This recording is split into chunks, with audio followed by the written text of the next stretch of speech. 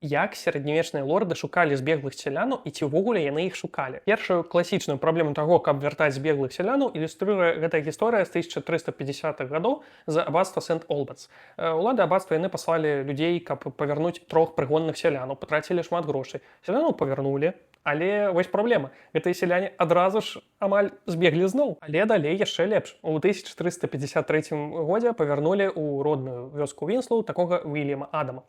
Але вось праблема. Уільям Адам ввогуле-то знайшоў сабе працу, пакуль там адсутнічаў, і ягоны працадаўца літаральна прыехаў за ім у гэтую вёску Вінслоу, легальна абсалютна яго забраў на падставе таго, што ў іх ужо ёсць працоўны кантракт. Яшчэ адну праблему з павяртаннем прыгонных ілюструе гісторыя Джона Адама, які збег у 1353 годзе.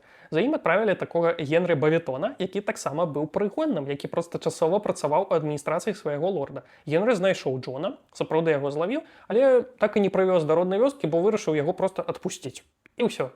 І ніякіх наступстваў, дарэчы, для яго за гэта не был. Як вы разумееце з усіх гэтых прыкладаў, павяртаць прыгонных сялянаў, якія збеглі, было каштоўна, бессэнсоўна, таму што яны могуць тупа ізноў ад вас збегчы. Гэта зразумелі і лорды. І лорды проста ўводзяць сістэму шываш, то бок такая падпіска, скажем так, на вольнае пражыванне, дзе вы захочаце, за адносна сімвалічную на самой справе аплату, недзе эквівалентную адной курыцы. Як жа шывач працаваў на самой справе?